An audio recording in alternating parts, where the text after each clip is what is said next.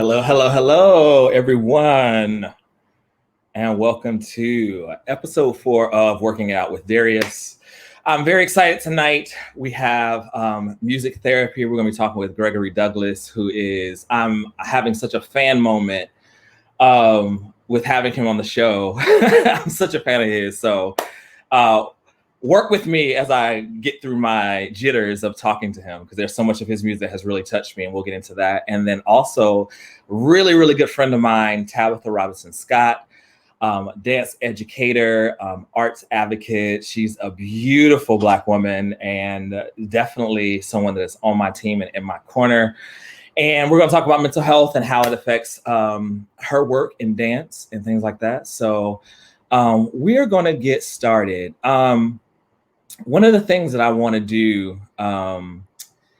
is talk about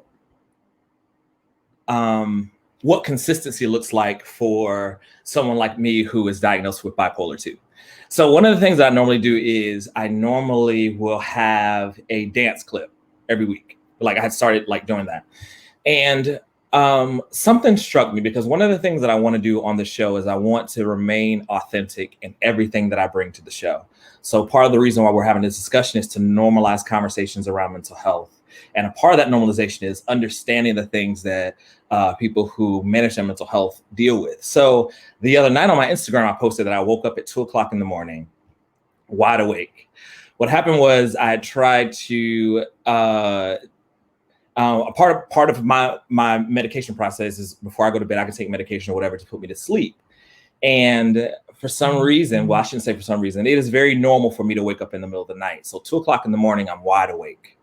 And I thought when I looked at my phone that it was 2:00 p.m. and that I completely missed my 11 o'clock meeting with my producer. So I am frantic at 2:00 in the morning, having a whole anxiety attack, when I finally was like, it says 2 a.m. Like, let me open my window curtain. And so it was dark outside. So it was 2 a.m., decided to watch Tangerine.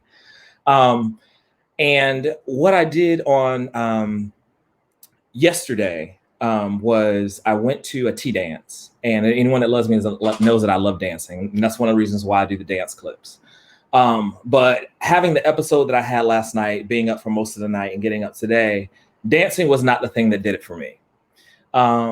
And a part of what I learned when I was in my outpatient program and when I was diagnosed with bipolar 2 is that we have to have several things that we can go to and that we can choose from when we need to tap into our coping mechanisms. So one of them is for dance. It's dance for me. So Sunday when I went to the tea dance, it wasn't working. The music was great. The DJs I love, but nothing connected with me. And today I spent a large portion of time re-listening to Gregory's music.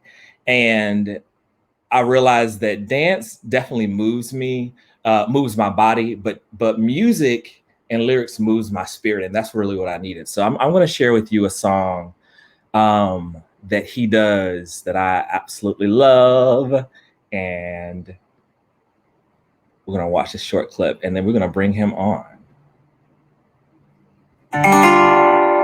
Under the gun, coming undone, and having much fun anymore. Why should I go on? Under a naked sky, my suicide lullaby, make love to the madman inside, let it linger on. Maybe I'll never learn, get nothing back in return. Or maybe I'm just giving up. I can still hear her saying, you will strip down your pride if you just make up your mind. No matter what you decide, you'll never make it right. I'm gonna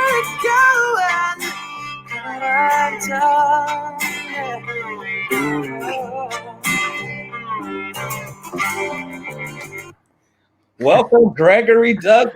Hey. Oh my goodness, man. It is so good to have you on the show. Oh, thank you so much for having me. Yeah, absolutely. So Under the Gun, just real quick, because that was off the album Stark, which is by far probably, okay, so here's how I'm going to start for you, and only use this as a point of reference, not a point of comparison. Adele 21. I listened to that entire one, the one that has Set Fire to Rain. Yeah. I can listen to that album at any given point in time, the entire way through, and not skip a beat, not skip one song. Your album does that for me. And I realized that today when I was listening to your music again, and I was like, I'll just start at Crazy Love because I really like that piano ballad. And I was like, okay, and then I'll skip to this one. I was like, nope, Upside Down's coming up. We're going to just keep flowing. And I'm like, oh, nope, let's just keep it going. So, man, thank you so much for that project and your gift as an artist. Thank you. Wow. That's the ultimate compliment, truly. So, yeah, I am going to say this. One, I'm trying to breathe and calm myself down because we all know that I'm having a manic episode because of my insomnia last night. So I'm going to try to keep it calm. I'm trying to speak slowly so that everybody can understand me. But no, I really do appreciate you as an artist. I want to talk about the first time that I heard your music was back in 2007. And it was a song called Hard. And at that point, I was really making some major decisions in my life to leave a relationship, to come out, and all this good stuff. And so listening to that song over and over and over and over and over and over and over again for probably 6 months to a year, and then finally like reaching out to you and like connecting with you as an artist was amazing. So thank you so much. Even went to a couple of your shows. I remember we met at a couple of your shows. And yeah, I just was like, this dude, first of all, can sing. Like for real sing. And then just like your material and your content. So talk to me a little bit about your process overall, because I know that can be hard, because I know creativity can come from many, many places. But just a little bit about your process altogether as an artist and how mental health kind of plays into that whole part of your work. Well, I love that we're talking about the creative process from this standpoint, because it's really only been recently that I think I've thought so clearly about how important mental health is and how much it's been a driving source of my creative mission. I mean, I really was never very clear about that until recently, because it's always been my therapy. So in many ways, it's felt selfish, you know. I actually heard Bill Clinton was interviewed on Stephen Colbert once years ago, and he said something like he felt like selfishness is selflessness in many ways, because when you're really doing what you love and you're stepping into your truest self or your highest level of self, you really are contributing something tremendous that is hard to even contain, hard to even measure. And that in itself, when you're sharing that with the world, you are connecting in this super important way. And that is, you know, helping people and in their own mental health, you know. And so I have realized in hindsight of just like my whole discography of music, it's been and just seeing how much the music has helped other people in ways that musicians that I love have helped me. I mean, it truly, music saved me, you know, growing up. And yeah, I think that in writing and playing instruments, learning how to play instruments and learning about lyrics and melody and everything, it just became my therapy to get me through. And then, you know, really started to help other people along the way. And right. Yeah. So for me, it's a very intuitive process. Right. Because I think, you know, there are all sorts of strategies that people talk about with songwriting that are very strategic, very, what am I trying to say? I just said strategies and strategic in a row. So there must be a better word, but you know, well, no, I think that you're talking about like a formula, right? Right, exactly. Start here, and it's because that's what the strategy is about. A strategy is like having a formula in your head of where you want to get to and how you want to get there, right? Yep. But then there's this other part of it. As a fellow singer-songwriter, nowhere near as notable as you are, but but I think that there's a part of it that is really about the fact that you have something, that you have this voice and you have something that you want to say. And even if in that song you aren't saying necessarily something directly about yourself, it is still an expression of something of some type. So like I definitely get that and understand it. I want to ask you particularly about an album that you wrote that was around a very influential TV series that was influential for me, 6 Feet Under. So 6 Feet Under was an HBO show that really hit home for me in a lot of ways when it came to my mental health. And you wrote an album about it, and you talked about how you watched this series. And can you talk a little bit about that album and where your mind was in that place? Yeah, I was totally taken back by that series, and I just remember it was like, such a brutal winter. I was living in northern Vermont and just like spending most of my time inside, and I just dug into that series and was drinking a lot of red wine and crying a lot and like just for me it was the timing of it as well, just seeing something tackle death as beautifully as they did. Mm-hmm. And the soundtrack, I mean, the music supervisor who chose all of the music in that show was just a lot of my favorite music. Such good writing, such good acting, mm-hmm. just so real, just so raw and real, the issues that they tackled. Right. And I was going through a very transitional time too. It's kind of the beginning of the music industry really taking a whole new shape, and wondering where my place was in that after so many years of committing to being a touring artist and a recording artist. And it was really kind of the beginning of the internet, of music becoming dominantly streaming. And back when I started as an indie touring artist, I would tour anywhere and not even be concerned with what I was paid, because I knew I would make enough money in CD sales wherever I went that I wouldn't have to worry. Mm-hmm. So you can imagine how much has changed since then. Right. And yeah, so I don't know, that show really hit home with me. I think a lot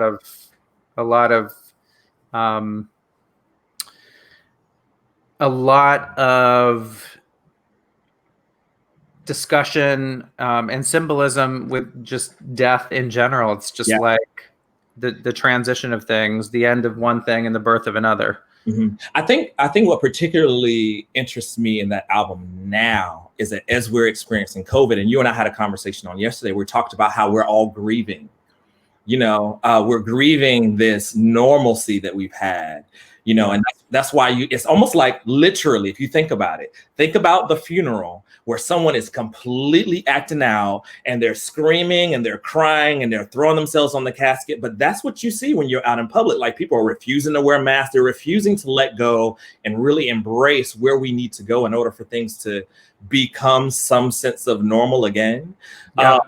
And that is like that is the machine that is COVID and this pandemic, like putting everything in this glass petri dish, and just letting it sit for months and months and just kind of seeing what happens. Yeah, but absolutely. That album, I'm telling y'all, Battler, it was Battler, right? Yep. Yeah, that album, and particularly there's 2 songs, Day of the Battler, that is amazing. Your vocals on that song are killer, and Harlequin, and both songs, and to me, most of your music, and even when I look at you, like I and this is just my perception of you, personally, is like you have a very like this darkness about your music that actually sheds light to me in places, because you're actually bringing awareness to these like darker issues or whatnot. And Harlequin was one of those songs that I'm just like, whoa. So what was the thought? Do you remember like the thought process behind that song in particular? Now I'm just kind of fanning out. Like this is like a little bit more than what the show is. I'm kind of fanning out this moment, and then we're gonna move on. Okay. But, the first 15 minutes, let me grab my little whatever. But yeah, Harlequin off of the Battler album. What was that? Well, I mean, that's probably the most direct 6 Feet Under influenced song. And I really felt like, you know, when things get dark and things feel out of our control, exactly to your point, that comparison that you just brought up, in the times that we're in now that feel so uncertain, we're going through the whole range of emotions trying to work it out, and it often feels like a total circus, you know. And so I wanted to bring that like vaudevillian vibe to both of those songs, actually. And Harlequin just sort of feels like, you know, I just had this image of like just this jester, you know, performing for the king, and just how that must feel, and how I could relate to that in the time that I was in, and can once again during these times. Right. It's amazing that song in particular is one that stood out for me on that album, because I just had a conversation with another friend of mine, and I was talking about specifically, you know, the fact that I had this whole, I'm in this manic episode, had this whole anxiety attack in the middle of the night, was up for 4 hours. And yet, you know, had I been working a 9-to-5 job, I'm expected to show up and perform just like I would on any other regular day. Yeah. And I think what people don't understand or realize is like these types of situations happen for me on a regular basis. Like I wake up in the middle of the night and I'm up for hours on a regular basis. And so like the way in which I can construct this jester mask after being like exhausted and tired is quite can be quite complex for those of us who deal with mental health issues. I want to segue into a pivotal moment, a conversation that I had with you, because like I said, I was introduced to your music, began chatting online, came to a couple of your shows in New York City, and then I invited you for my 30th birthday party to perform because you were doing house concerts, right? And I remember that particular week, I was having this entanglement, as Miss Jada would say, with this one individual, with this one guy, and it had started getting really, really messy. And all week leading up to my birthday, he was texting me, and I was like, "Leave me alone," blah blah blah. And I remember after the show, because even during the show, he was texting me everything, and then we were out for drinks. And I remember what you said to me, because I remember when we talked, and I said I didn't. You were sitting down on the couch, you had your arm around Glenn, and I was at the bar, and I was talking, and I was like, "Oh, this guy's been texting me all day. It's blah blah blah." And he was like, and you're like, "Darius, you like the drama." It's like you and you basically started talking about how like you realize that you like the drama and that you're in control over when and how this shows up. It's basically the gist of what you were saying to me. And that conversation in that moment really pivoted for me how I looked at my friendships and all my interactions in casual relationships, hookups, friendships, family relationships, and like what it is that I allow into my life. Because I had to understand that what you meant by like the fact that I like drama is that I like stimulation. I like fast-paced things. I like house music. I like things that are bright colors. I like that type of stimulation. So anything that makes my heart race, I'm good with that. So I had to start redirecting my energy. So thank you so much for that moment. Oh, I mean, I'm so glad it was helpful and well received, because, you know, it's hard when you, I mean, I would totally say something like that and it would totally backfire with other people. So, but you know, it's just like, I think I'm in songwriter mode all the time. I'm just analyzing all the time. And if I weren't a songwriter, I would probably be a psychologist or something.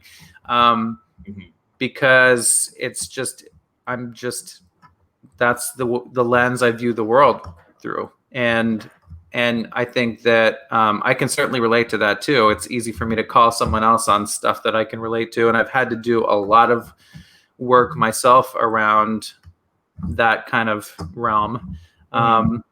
And I slip in and out all the time. So right. Well, I think that's one of the amazing things about being human is the fact that we, set a course and a path, and that there are always hiccups and interruptions. That happens for us naturally. One of the things that we talked about after we, while we were talking about that is core values, and you were talking about how right now, especially during COVID, you are really clinging on to what your core values are. Can you talk about core values and how that is directing your path now? Yeah, a friend of mine actually first pointed out that what's interesting about this time and the immediate challenge that I think we all had when it first hit was it was just like, oh my God, what's happening? What do we do with all this? Suddenly being in quarantine forced us really to live in our core values, or at least figure out what those are. And for a lot of us, it was immediately clinging on to friendships or spending more time with family, or getting let go of a job and wondering whether you even wanted to be in that job to begin with. And it's like, well, maybe I want to do something different now. And so whether we like it or not, we are sort of forced to live in our core values. And I think a lot of us are choosing to recognize that now, and therefore going through all the different emotional stages of grief and what's next. But I think as a songwriter, I'm constantly challenged to live in my core values, because that's where the best songs happen. And that's where the most inspiring creativity happens, I think, because it's our truth. It's our, it's my voice through music, and that's the platform. And then it could be any platform, but if I'm bullshitting you, then it's not going to translate. If I'm bringing my truth to the table, then it will translate. And so I think that that's really what that's about. And I am thrilled to see so many people having the opportunity right now, whether they're clear about that or not. It's an opportunity to live closer in our core values and make decisions from that place. Right. Absolutely. Absolutely, man.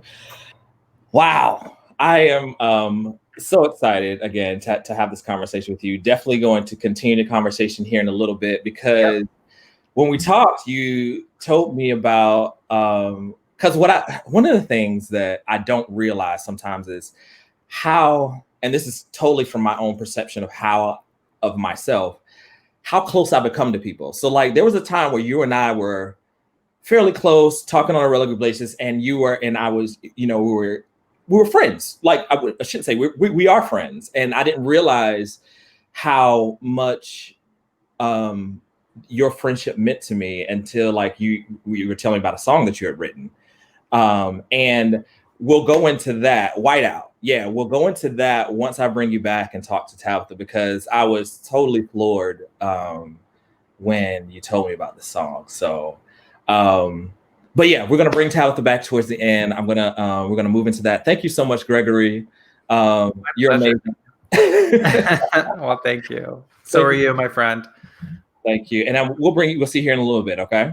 Okay. Sounds good.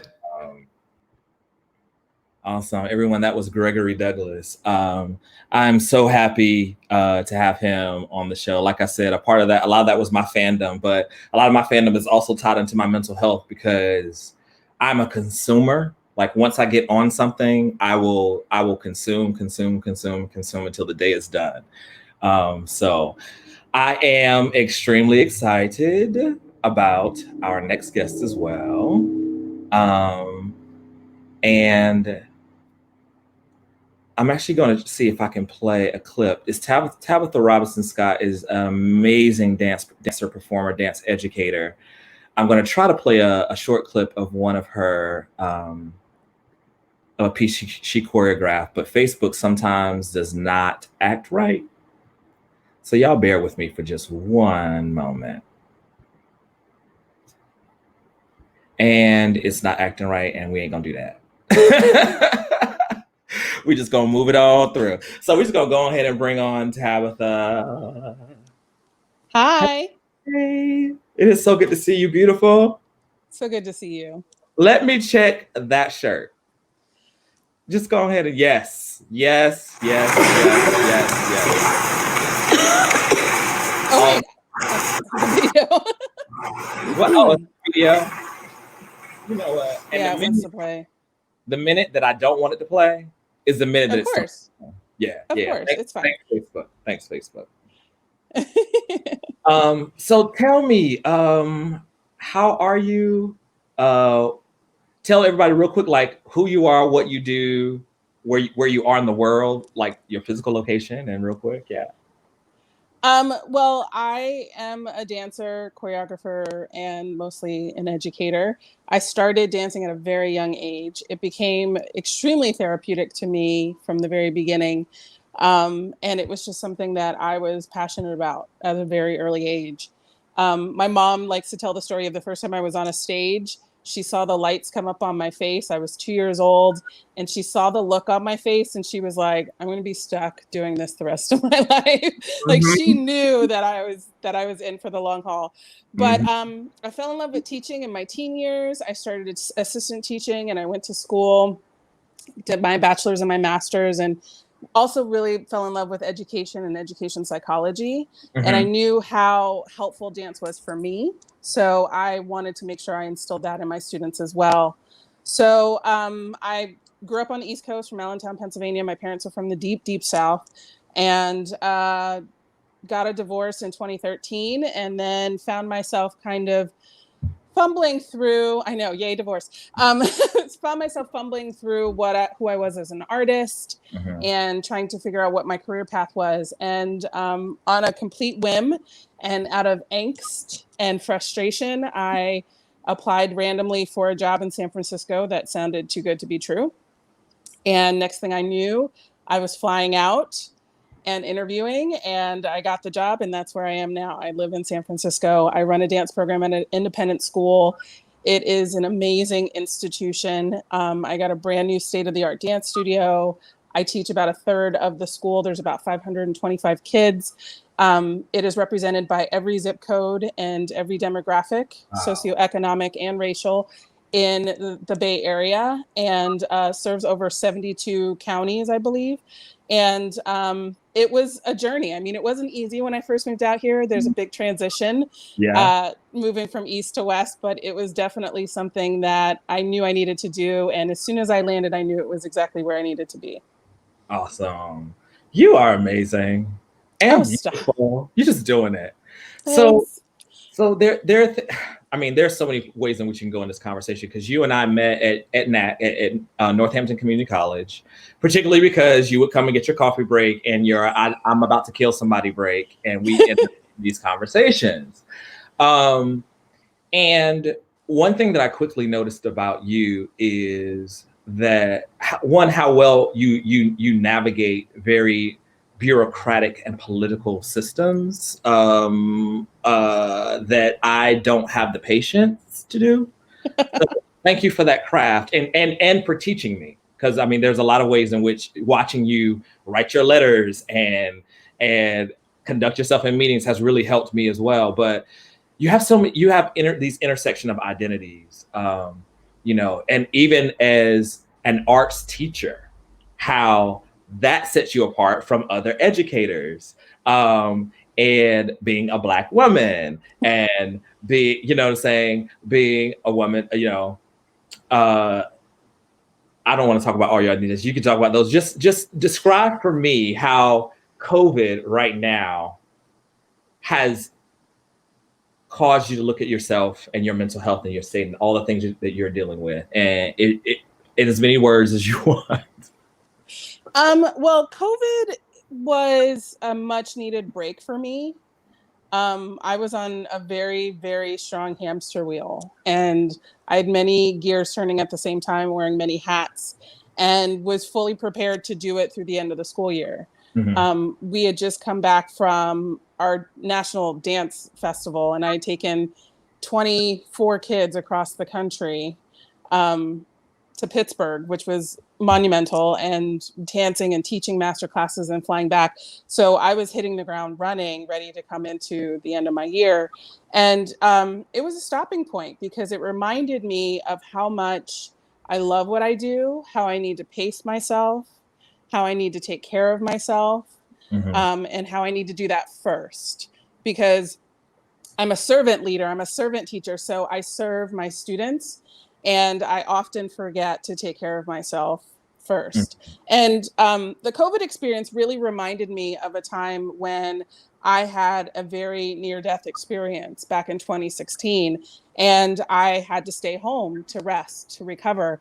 And it allowed me time to reflect. It allowed me time to just think about what I really wanted, to ask myself the questions that no one else is going to ask you, and to figure out what I really needed. And that I'm grateful for, but it was also very scary because it was so unusual and unlike anything we had ever experienced. And then, as we all know, in June, when racial tensions started to rise, that became another dimension. And I had to really think about my presence when I stepped in front of my students again. And that's where my focus started to shift. I started to think about when I enter the classroom, I'm already an agent of change. Like I am my own walking protest because I am an educated Black woman, larger than the skinny aesthetic of a ballet dancer. I'm from Pennsylvania. I have 3 degrees. I will kick your ass. Like there's all kinds of things. So, I already defy every single norm or stereotype, and that's been my entire life. Right. And so it wasn't anything new to me to be an agent of social justice because I feel like I do that every day. So that didn't shift for me, but it was just about being really, really conscious about what I present to my students to make sure that they go out into the world and they make it a better place. I'm really glad to hear about you really focusing on taking care of yourself and putting yourself first. That's something that we've had many discussions about how, because Greg hit it on earlier when he was talking about, being selfish and how being selfish is being selfless. And what I've realized is being selfish is 100% okay. Being self-aware, 100% okay. Being self-interested, 100% okay. Being self-centered, that's the problem. Because, and we see it now, right? Because you have all these parents who are centering themselves around having their kids at home, these kids that you done lay down and have and are fully supporting. And now we're in this pandemic and they're centering their experience at home with their kids over the experience of a teacher and being in school and trying to send the kids back to school, you know. Though that type of self-centeredness where no matter what is said or done, you're going to center yourself in it and make it all about you. That's a problem. Right.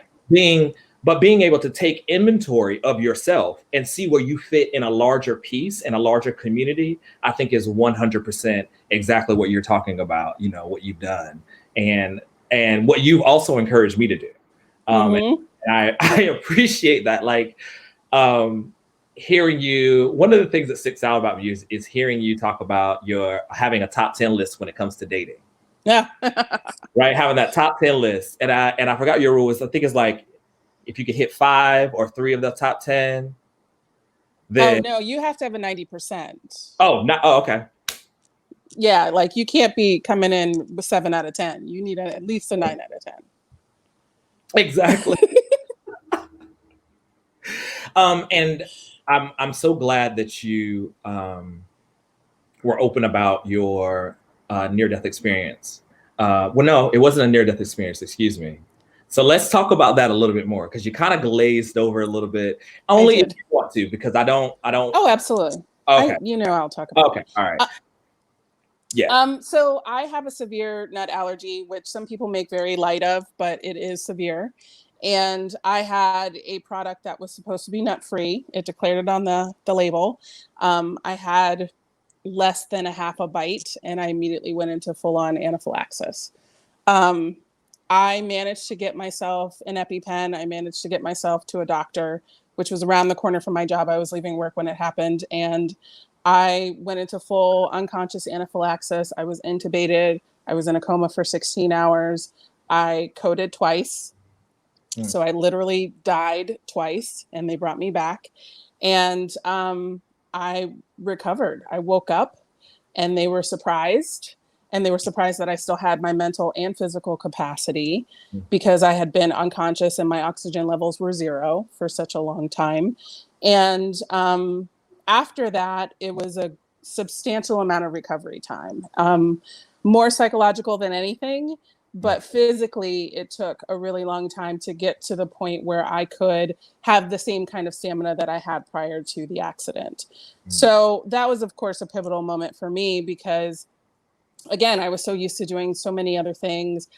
I think at the time I had 4 or 5 different jobs and a couple of side gigs. Like I was hustling, you know, and trying to find my way and trying to find the thing that was going to feed my soul and pay the bills because you got to do both. And so that was super pivotal. And, you know, Darius knows I started to do other things. I decided to put my company on hiatus. I started to travel more. I started to get involved in a number of social justice events and be more of an advocate. And I was a board member for an arts council. So I started to do more things that I wanted to do that you always say that you can do later. And I started to do them, and it was the most important thing I think I've ever done in my life, because I don't think it would have led to where I am now if I hadn't had that pivotal moment in my life. Yeah. I think back on that year. That was 2016. Yeah. It's hard. It's hard to talk about that year. Because that was also the year that I had gotten into my car accident. Yeah, I remember. Where I fell asleep at the wheel. Yeah, full on head-on collision. So that year, and what we were watching at the time was the OA. We were watching the OA and how that entire show was it really just spoke to where we were. Profound. Yeah, absolutely. Yeah. Imagery and everything. So I wanna get back really quick to like I said, your identity as a Black woman. Kamala Harris is now the VP. There is a lot of reaction to it. So tell me, as a Black woman, what your thought process and what your reaction to it is. Well, Senator Harris was a DA in San Francisco, which is now where I live. So I'm surrounded by people that already have a very strong opinion about her as a district attorney, which was years ago. I've always admired her work. I was rooting for her when she was running for president. I have slightly campaigned for her a number of times when she was running for president, and I had a feeling that she was going to be the pick. I think it's super important, especially in this day and age, to have someone that has so much grace and power to be in that position and be a Black woman. It says a lot for what the potential of this nation can be. We're not there yet, but I think it's possible to not only put her in office, but to give her the platform to have such a greater impact and literally be an iconic figure in our history. So I have the utmost respect for her. I have met her on a couple of different occasions and had a very intimate conversation with her in a crowd of people. And I was extremely grateful for it because she totally didn't have to take the time to have that conversation with me, but she did because she saw me as a fellow Black woman. And I think that was important. So I hope that people will give her the respect that she deserves. I look forward to, and I'm also nervous about going into this election, but I think that she's a great pick because I do think people underestimate her capacity to change. talk a little bit more about, in general, about that level of underestimation, because I think that you're familiar with that. And because what I really want people to understand is how you as a Black woman, because different people have different opinions about Kamala Harris, all this kind of stuff, but speaks particularly about the underestimation as your identity as a Black woman, and then like how that can garner a lot of support when you see another Black woman in this position. Like, can you talk a little bit more about that? Sure. I have been underestimated 98% of the time in my life. People make assumptions about me every day. And it used to bother me growing up. And then I remember my great grandmother, who was 96 at the time, said to me, "No one's going to open the door for you. You have to put your hand on the doorknob. And if there's not a doorknob, you need to build the doorknob. And if there's not a door, you need to build the door." And that stuck with me. And as you know, I've navigated my own space. The path that I took through my career is not the way anybody would anticipate it. It's not the way it's supposed to go. I literally created opportunities for myself everywhere I went.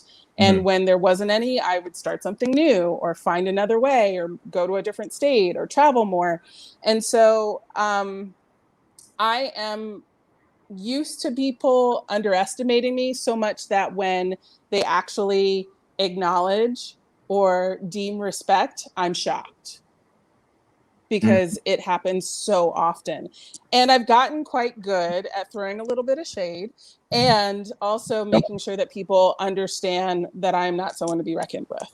Okay. Like even now, my students have learned, and they push buttons in the beginning. I mean, my kids can tell you they really tried to find their boundaries, and I established them very quickly, and they know. And even my two sons, they are very much aware of the capacity, and I understand that in other Black women. I see that in other Black women. So when I see someone like Maxine Waters or Michelle Obama or Senator Harris, I understand just a little bit. I mean, I can't even imagine what Michelle Obama went through as First Lady, but I understand a little bit of what they went through or what they continue to go through. And I'm supporting them in every possible way. I'm sending my energy to them in every possible way. Even with my students of color, whenever I see that underestimation happening within their community with fellow dancers, I'm always the one pushing them forward and reminding them to navigate their own journey and don't let anybody else define you, because that's what we're expected to do. That's what we're told. I can't tell you how many times I've been told to stay in my place or know my place or stay in my lane. And I would say, I built the damn lane, so I'm going to go wherever I want. Right. So I think she has the potential to be a groundbreaker. It's just people need to get out of her way.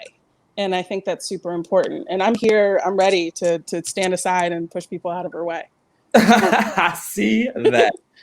I see that. Awesome. Thank you so much, Tabatha. And we're going to continue the conversation. I'm going to bring Greg back in on it. And I want to talk about, hey. Hi.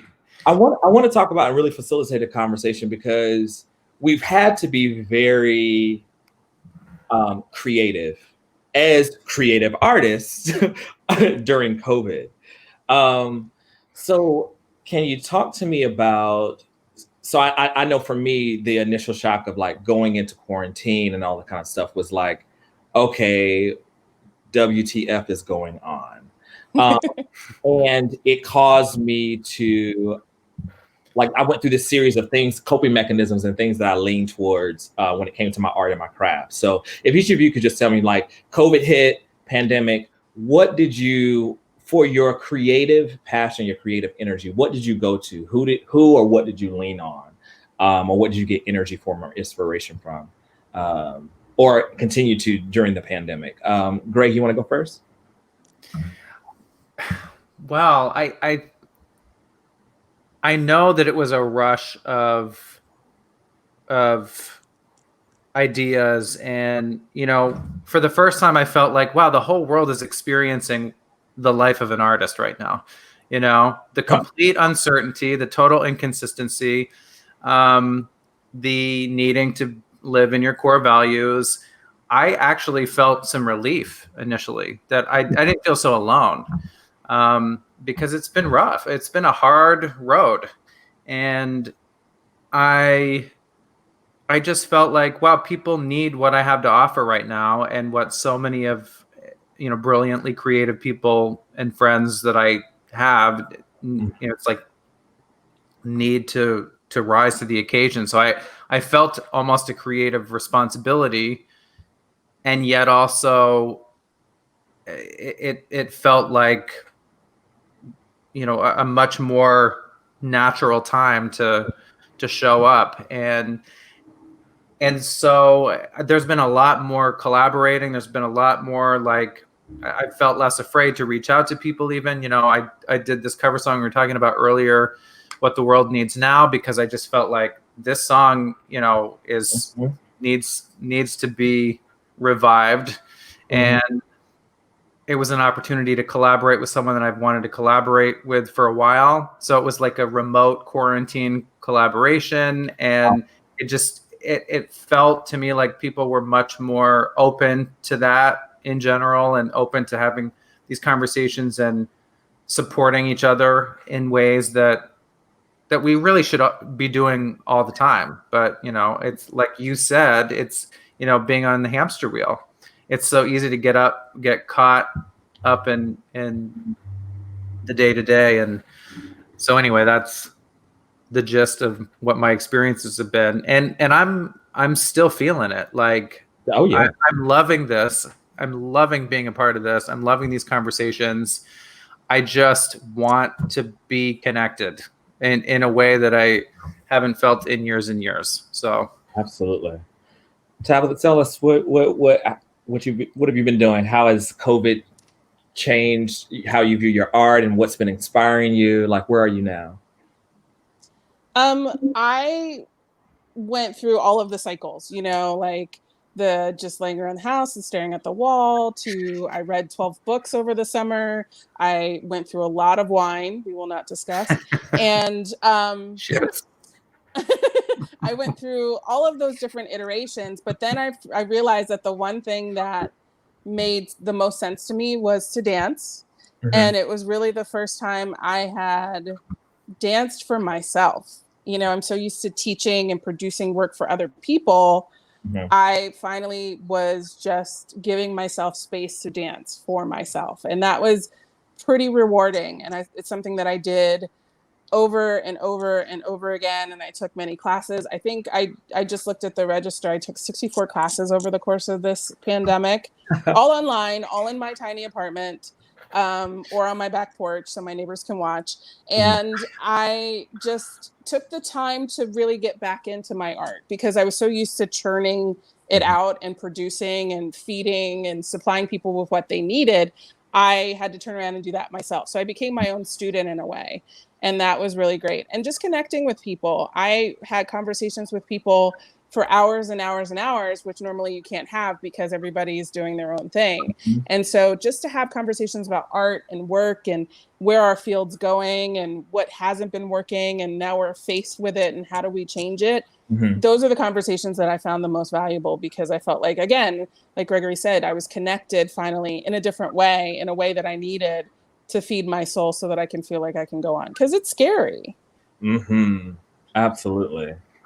Wow, man. Yeah. It is so amazing to have both of you here. So I'm a fan of both of your works, Tabatha, and Tabatha, you and I have gone dancing before. So all night. All night. So, and it literally is a thing where whenever I'm on the dance floor, and Tabatha, this, we literally are in a different world. Like, it is not totally like you can dance alongside me, but there's no dancing with me, because at some point in the song, I'm going to need to really shine bright. And if you don't know the choreography, you're going to be in my way. So, but we're going to get to like just situations we've encountered. But there's a question that we have. Do you feel that virtual concerts will be the new normal? So we have absolutely.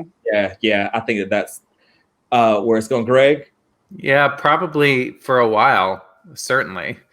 Yeah, and it's so interesting because it's like I remember when I mean, I've been playing virtual house concert.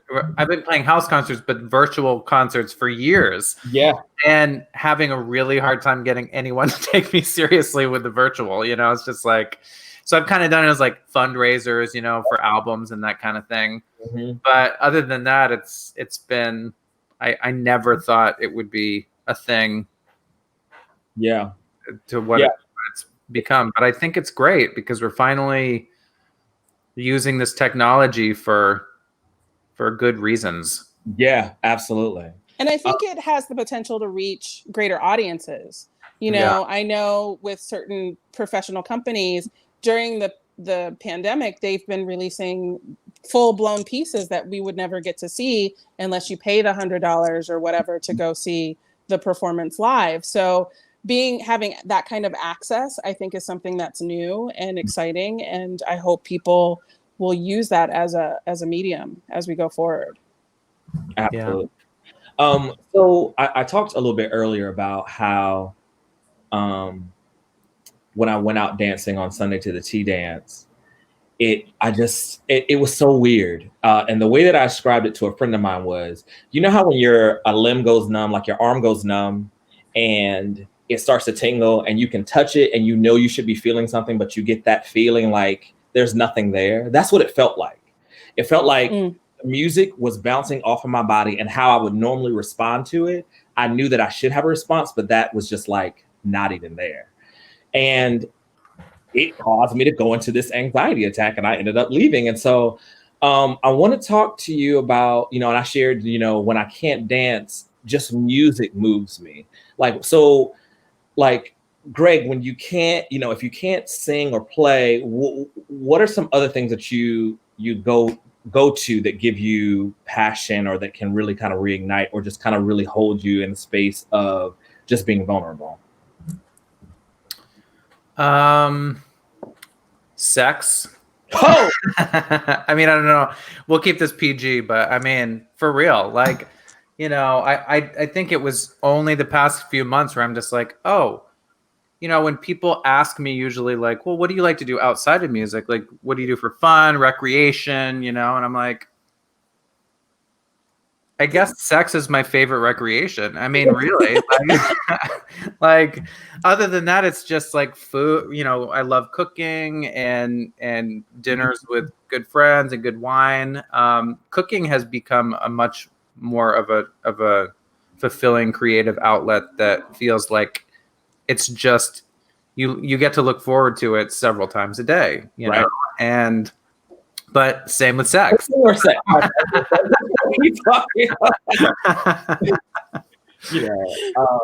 Yeah, awesome. Tabatha, what about you? When you, I don't know, I got stuck on sex, so I think we all do. I like other mediums of art, though. Like, I will dive into music. I'll do a deep dive into my music library, and I'll start to research artists that maybe I haven't listened to any new stuff in a while. I used to go to art museums, which we can't do right now, but I will just, do deep dives on different kind of artists and think about visual art. And I attempted to paint this summer and it was terrible, but I had a really good time doing it. So those are the things that I like to do. And sometimes it's just about resting. Like, that's the thing that I've learned to do well. And I don't think I was always resting properly, but now I have figured out how to do it. Mm-hmm. Yeah. But Darius, when you talk about that feeling, that tingly feeling where you don't know what's going on, you and I have been in a room together dancing where we didn't talk for hours. We were standing right next to each other, dancing our hearts out, feeling the vibe, and we didn't even look in each other's direction, but we were together. And then at the end, we just felt so connected to each other, where we didn't even have to have a conversation. We would just give each other a look and just be like, yeah. And you know, and that's the thing that I love about moving, because I have found so many of those moments for myself just in giving myself class and figuring out, like waking up in the morning and going, what do I need today? Maybe I'll give myself a ballet class. Maybe I'll do my old more modern warm up and see if I can still get my leg up. You know, like all of those things are the things, and I can, by the way.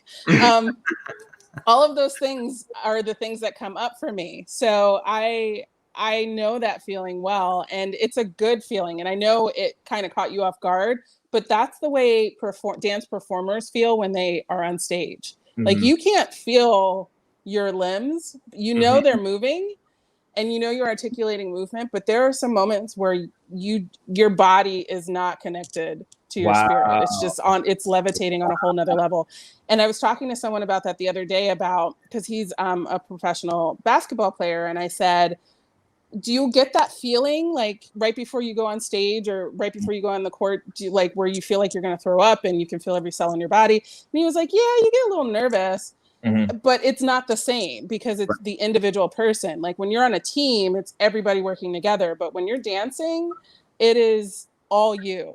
And it is the most organic, humanistic, holistic feeling. And that's the thing as a dancer and a performer that I'm always trying to chase. Yeah, absolutely. We're about out of time for the show. I have an audience question. Mostly I would say it's for Greg, because he's the one that brought up sex, but it says, how are you navigating sex in these COVID times? But you got in-house penis. So I do. I don't want to talk about, like, so, I mean, you got a whole husband, a whole other human being. But, you know, that doesn't always mean it's happening. Yeah. But yeah. No, but I think that's a fair question, because like we were talking about before, I now think of sex and creativity as hand in hand. I mean, it's such a form of self-expression, and similar to dance. I mean, it's the movement and the exploration that you can really bring to the table. Yeah. And so, yeah, I mean, if you're not being creative right now, I'm just saying. Yeah. And actually, we're out of time, and that question really sets us up for our next show next week, because we're going to be talking about self-care therapy, and sex is going to be a part of that conversation. I'm going to have a couple guests on there. Hopefully, I'm going to confirm that I'm going to have a sex therapist on as well, a sex educator on as well. She might be a sex therapist too, but so yeah, we're gonna definitely talk about self-care and all that kind of great stuff. Here's some resources as always. Tabatha and Greg, if there's just one takeaway that you want to give everybody before we sign off here, either one of you.